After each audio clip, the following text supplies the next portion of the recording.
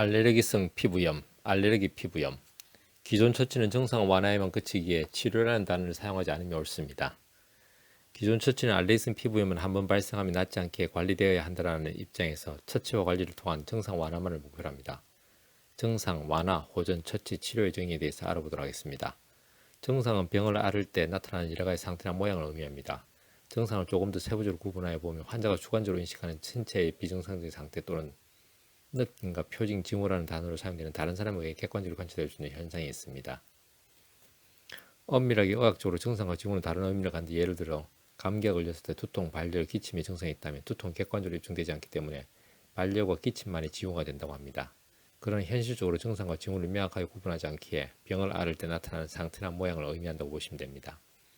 완화라는 단어의 의미를 검색해 보면 완화는 환자가 더 편안하게 느끼고 삶의 질을 향상시키도록 돕지만 질병을 치료하지는 못한다라고 되어 있습니다. 즉 완화는 치료가 아님을 알 수 있습니다. 호전이라는 단어는 좋아짐을 의미하는데 발생 빈도, 발생 범위, 발생 강도가 점차적으로 좋아짐을 의미한다고 볼 수 있습니다. 처치라는 단어는 상처나 흔대 타입을 치료함이라고 되어 있지만 은밀하게는 증상이 더 악화되지 않도록 하는 정도의 행위라고 볼 수 있습니다. 치료라는 단어는 상처나 질병을 낫게 하는 일이라고 되어 있어 증상이 좋아질 뿐만 아니라 항상성이 회복될 수 있는 정도의 행위라고 볼 수 있습니다. 따라서 증상 완화는 환자의 증상이 누그러짐으로써 환자가 더 편안하게 느끼고 삶의 질을 향상시키도록 돕지만 질병을 치료하지는 못한다라고 규정지을 수 있기에 기존 처치와 연계시켜 이해할 수 있습니다. 증상 호전은 환자의 증상이 좋아진과 더불어 발생 빈도, 발생 범위, 발생 강도가 점차적으로 좋아진다라고 규정지을 수 있기에 그런 치료와 연계시켜 이해할 수 있습니다.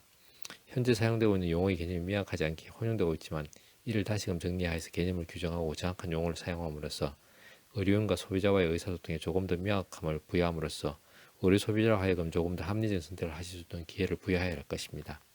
증상 완화만을 목표로 하는 대증 처치인지 증상 호전까지 목표로 하는 그런 치료인지에 대한 명확한 개념적 구분을 통해서 처치 수단이나 치료 수단을 합리적으로 선택하실 수 있도록 해야 합니다.